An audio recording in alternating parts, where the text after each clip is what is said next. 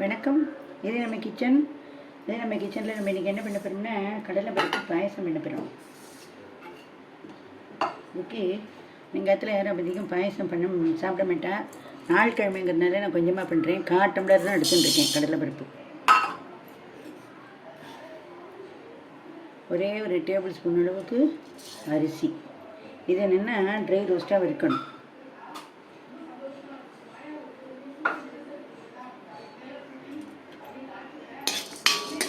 இதே மாதிரி நல்லா ரொம்ப ட்ரை ரோஸ்ட்டாக வறுக்க வேண்டாம். லைட்டாக வாசனை வர அளவுக்கு வறுத்துண்டா போதும். இந்த பாயசம் ரொம்ப நல்லா இருக்கும். இது வந்து குழந்தைலேருந்து பெரியவா வரைக்கும் கீர் மாரி வச்சும் சாப்பிட்லாம், சூடாக்கியும் சாப்பிட்லாம், தேங்காய் பால் விட்டு சாப்பிட்லாம். இல்லாட்டி நம்ம காய்ச்சி ஆற வச்ச பால் இருக்கு இல்லையா, பாக்கெட் பால், பசும்பால், ஆவின் பால்னு எந்த பால் இருந்தாலும் சரி, சுடாவும் விட்டுட்டு சாப்பிட்லாம், காய்ச்சி ஆறின பாலையும் விட்டுட்டு சாப்பிட்லாம்.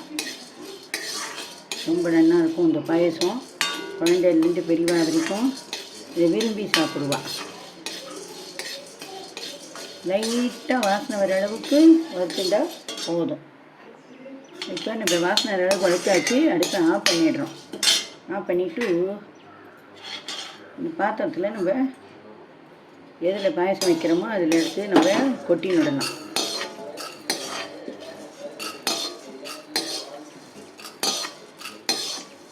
இதுவே நிறைய வரும். ஒரு 3 டம்ளர் 4 டம்ளர் கிட்ட வந்துடும். இந்த பால் விடுறது, தேங்காய் போடுறது, இது எல்லாத்தையும் பொறுத்து வெல்லம் எல்லாத்தையும் பொறுத்து வரும். யங்ஸ்டர்ஸ்க்கெலாம் என்ன சொல்கிறேன்னா, இதை வந்து உங்களுக்கு இந்த அரிசி வந்து பொரிஞ்சு வரும்.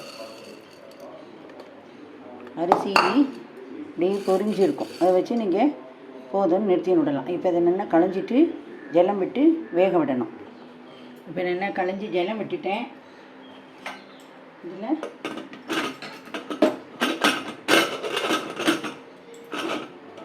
இது வந்து புது குக்கர்னால கொஞ்சம் இந்த டைட்டாக இருக்குங்க, அதனால் இப்படி ஸ்ட்ரைக் பண்ணுறது. இதை இப்போ நான் அடுப்பில் வச்சு இண்டக்ஷன் ஸ்டவ்வில் வைக்கிறேன்.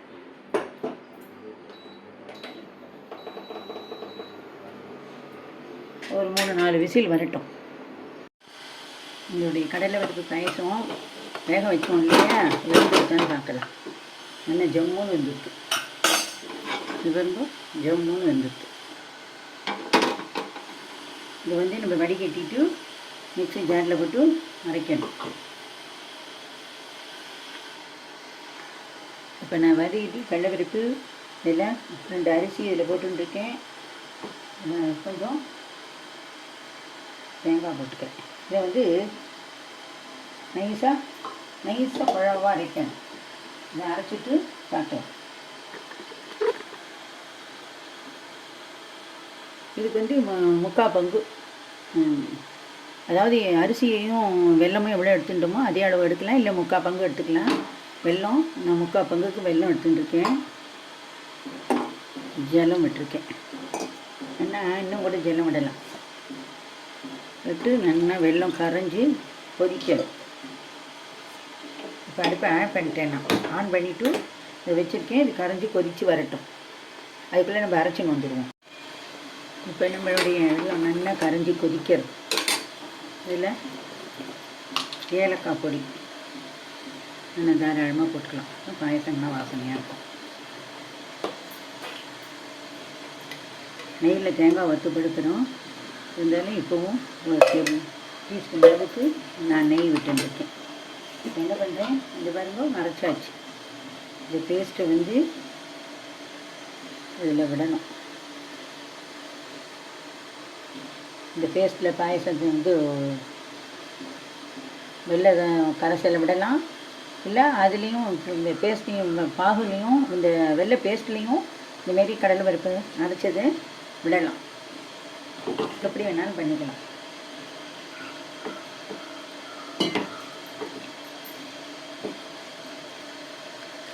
ஏன்னா மிக்ஸி ஜாரை அலம்பி விட்டு நுகுங்க. நல்லா குழவாக அரைச்சி நுகுங்க. பருப்பே தெரியக்கூடாது, அந்த அளவுக்கு அரைச்சி நுகுங்க. இந்த கீராவும் சாப்பிட்லாம்,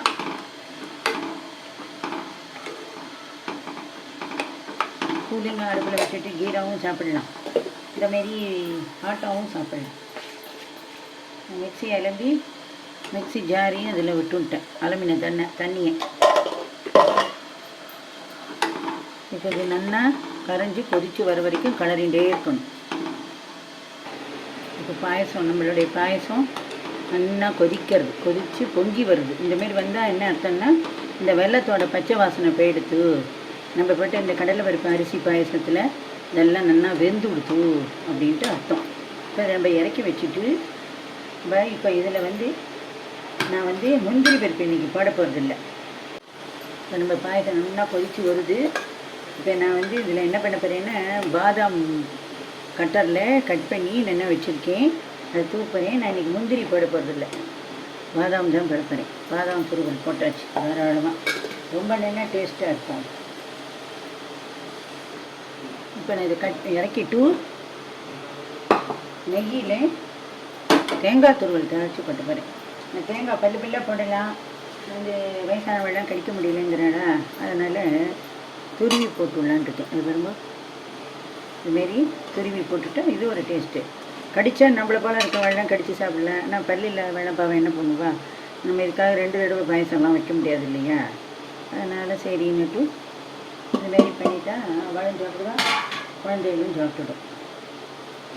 இதை நம்ம வறுக்கணும், வறுக்கணும் நெய்யில். தேங்காய் இப்போ நம்ம கடலைப்பருப்பு அரிசி பாயசத்துக்கு தேங்காயை வறுத்து போட்டாச்சு. தேங்காய் பால் விடுறதுன்னா அரைச்சி வடிகட்டி விடலாம், இல்லை காய்ச்சின பால் விடலாம், இல்லை காய்ச்சின பால் சூடாகவும் விடலாம், ஆரியும் விடலாம், எப்படி வேணாலும் விடலாம், நம்ம சௌரியம்தான். இப்போ நான் பால் இப்போ சும்மா லைட்டாக இப்போ விட்டுக்கிறேன், ஒரு கரண்டி விடுறேன். அதுக்கப்புறம் நமக்கு தேவையானப்போ சாப்பிட்ற நேரத்துக்கு மீதியை விட்டுக்கலாம்.